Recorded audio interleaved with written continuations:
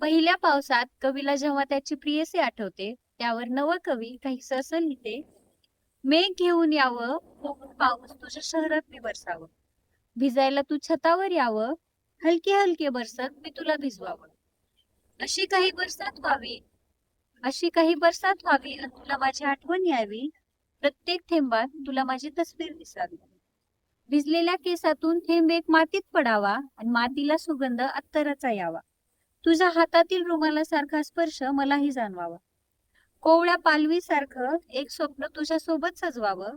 कोवळ्या पालवीसारखं एक स्वप्न तुझ्या सोबत सजवावं. माझं स्वप्न तुझ्या उशाला असावं. चेहऱ्यावर थेंब पावसाचे मोत्यासारखे दिसावे. पाहण्या तुला चंद्राने दुपारीच यावे. साऱ्या ऋतूंनी मिळून एक निर्णय घ्यावा. पावसाचे दिवस जरा वाढवावे. भिजताना पाहून तुला ह्या कवीने त्याचे लिखाण थांबवावे.